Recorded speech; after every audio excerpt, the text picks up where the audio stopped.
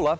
As salas de aulas estão se transformando, novas metodologias e tecnologias estão surgindo para deixar o aprendizado mais ágil e dinâmico. É por isso que hoje em dia já se fala em Educação 4.0. Quer saber o que é isso? A gente mostra na primeira reportagem de hoje do nosso programa.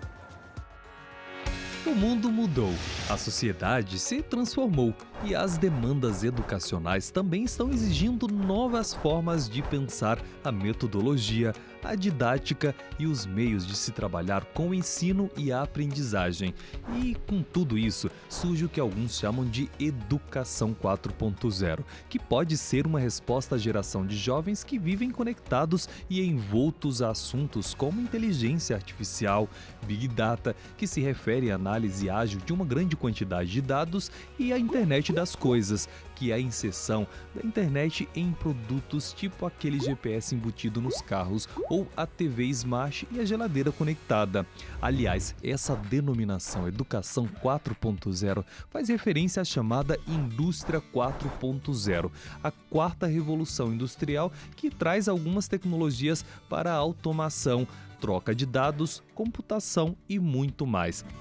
Na sala de aula, a Educação 4.0 está baseado num conceito chamado Learning by Doing, ou em português, aprender fazendo. É uma adaptação ao mundo digital para manter o interesse dos estudantes, que já não aprendem da mesma forma que antigamente. Mas não se trata apenas de usar novos recursos tecnológicos, viu? E sim de promover a vivência, experiências novas e a coletividade, desenvolvendo competências socioemocionais criativas.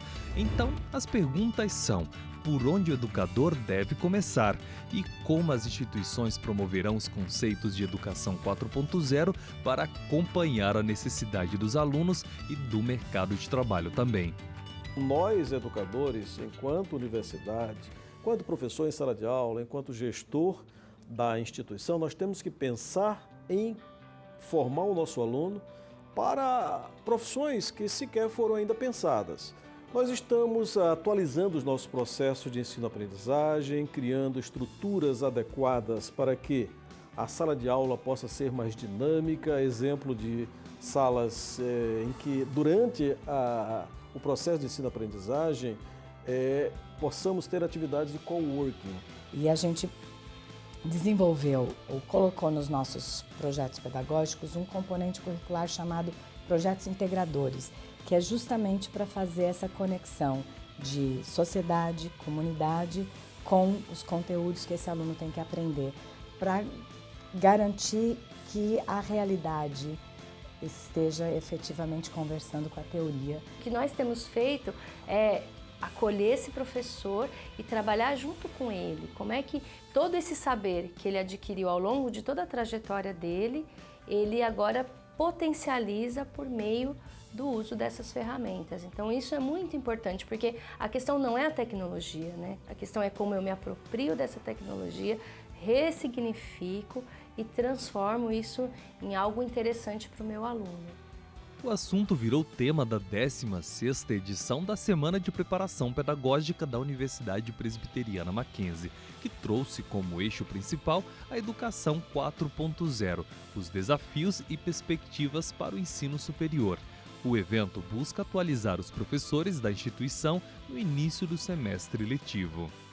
Nós queremos, com essa semana pedagógica, mostrar para os professores novas tecnologias, oferecer oficinas e cursos e minicursos para que eles se apropriem de novas tecnologias, porque são importantes, mas nós queremos também que eles reflitam sobre o que isso significa no processo de ensino-aprendizagem que eles promovem, o que isso significa nas relações interpessoais que eles estabelecem com os alunos, o que isso significa quando eles vão estabelecer os planos de ensino dele. Ao longo desses anos, também tem sido feito um trabalho muito intensivo com os professores em termos de capacitação, né? Seja para instrumentalização mesmo e uso de equipamentos, de dispositivos móveis para a sala de aula, seja como é que eu me aproprio desses dispositivos em termos metodológicos.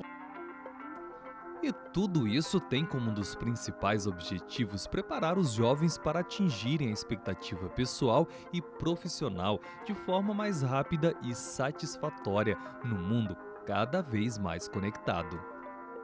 Nós temos que despertar no aluno a capacidade de aprender a aprender, para que ele possa, durante toda a sua vida profissional, ele possa continuar aprendendo. E por essa razão nós temos investido muito em programas de internacionalização. Hoje nós temos convênios com mais de 30 países diferentes, com mais de 100 universidades. Quando a gente pensa em educação 4.0, a gente tem que resgatar o que do humano precisa ser fortalecido para vivenciar essas experiências com a tecnologia. O que muitas vezes as pessoas pensam é que o professor fica desvalorizado quando a gente fala de tecnologia na educação. Nós pensamos exatamente o contrário. O professor tem que ser super valorizado, né, para que ele possa se apropriar dessas ferramentas e trazer todo o conhecimento que ele tem, né? A tecnologia só por tecnologia não constrói nada.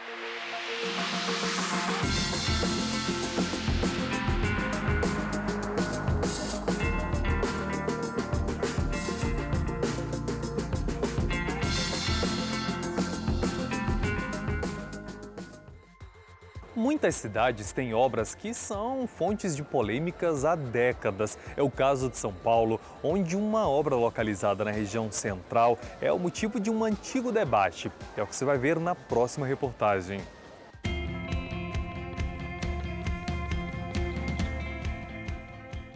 Com quase 50 anos de história, o elevado João Goulart, conhecido como Minhocão, se tornou pauta de discussões. Localizado na área central da cidade de São Paulo, o elevado sempre recebeu muitas críticas, sendo considerado até mesmo um desastre urbanístico. A poluição sonora, visual e ambiental são reclamações constantes da população.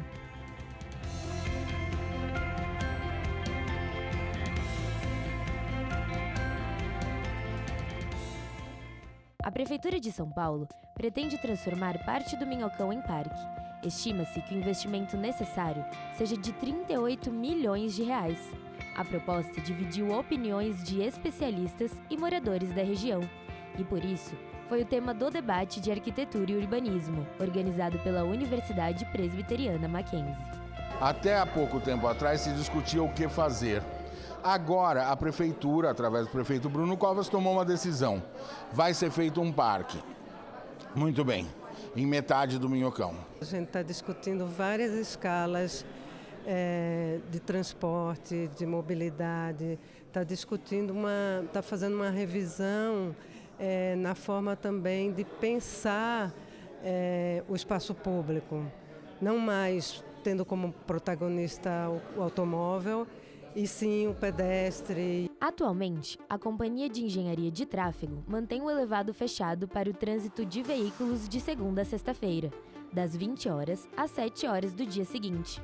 Aos sábados, domingos e feriados, o fechamento é em período integral. E foi o fechamento do elevado para atividades de lazer que resultou na ideia de transformar metade dele em um parque permanente, o Parque do Minhocão. Muitos apoiam a criação do parque, mas essa é uma questão que ainda vai gerar mais debates. Segundo a Prefeitura, a manutenção da outra metade do elevado ficará para o próximo prefeito. A gente começou uma audiência pública, vai ter um processo extenso agora de discussão com a sociedade civil, com a academia, no sentido de verificar qual o melhor projeto, qual a melhor proposta, qual a proposta adequada para aquele território, principalmente do ponto de vista de requalificação dele, não só da obra do Minhocão em si, mas também do território como um todo. Há quem diga que o Minhocão é um erro na mobilidade urbana e é melhor ser demolido, já que seria mais barato e causaria menos impacto no trânsito. Por outro lado, alguns defendem que é melhor utilizar a estrutura para a criação de um parque com muitas árvores, aumentando a área verde da cidade. Agora a discussão é outra, não é o que fazer, mas é como fazer. E então o que nós estamos insistindo muito e pressionando é que, tomada a decisão, o como fazer tem que ser um projeto de arquitetura e urbanismo amplo, que respeite as especificidades do local e as necessidades da cidade como um todo. Eu concordo com o projeto, não da forma como ele foi lançado, mas a partir dessa perspectiva de uma discussão mais ampla com a população, um processo participativo muito amplo, uma atuação transversal entre todas as secretarias. As discussões sobre o Minhocão são antigas e ainda assim não há um consenso. Muitos se questionam do que pode ser feito e quais serão as possíveis melhorias. E como seria possível, de alguma forma, priorizar as pessoas e não os automóveis. Precisamos de um projeto que nasça do chão para cima e não de cima para baixo. Ou seja, um projeto para a cidade, ali no entorno, que respeite os interesses específicos, que respeite quem já lá está e quem vai chegar.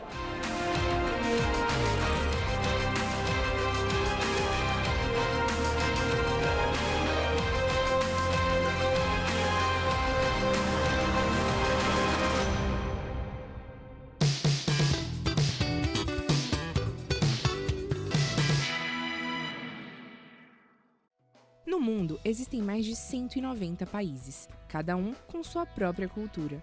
Imagine quantas diferenças existem entre eles.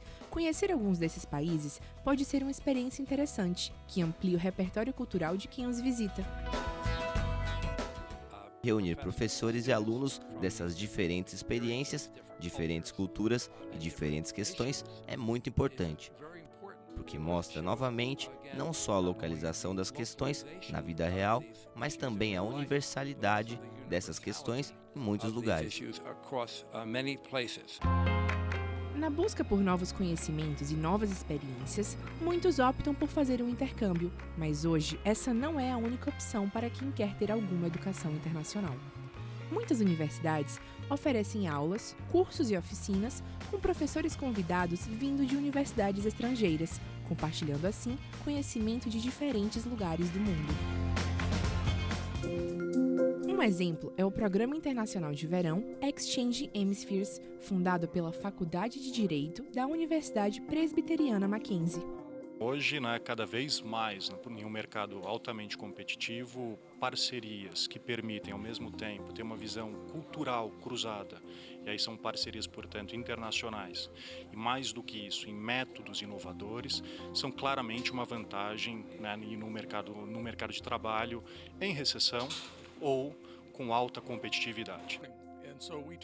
Por isso, tentamos ser participativos com os alunos, de modo que eles tenham a oportunidade de descobrir conceitos e trabalhar juntos e, principalmente, com muito entusiasmo e interesse dos jovens de todo o mundo, que têm interesses e ambições e esperanças muito semelhantes. O fato do professor trazer uma ideia nova, experiências diferentes, um conhecimento sobre a legislação de fora, faz com que o aluno tenha um senso crítico sobre as instituições, sobre a legislação aqui no Brasil e como o conflito ele é resolvido no Brasil, Ele pensar de forma crítica sobre como o conflito ele pode ser resolvido de outras formas.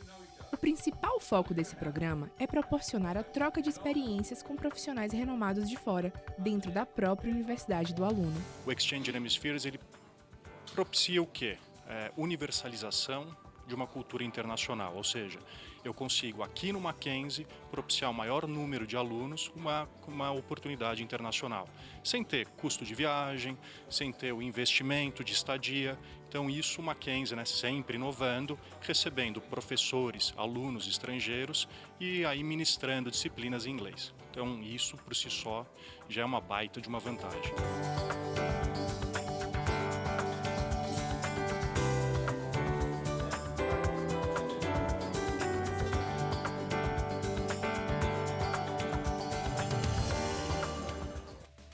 O Mackenzie em Movimento fica por aqui, mas a nossa equipe continua preparando matérias importantes e interessantes sobre a atualidade para mostrar na próxima edição. Se você quiser saber mais sobre atividades, projetos ou cursos aqui da Universidade Presbiteriana Mackenzie, pode acessar o nosso site mackenzie.br. Eu vejo vocês na próxima edição. Até lá!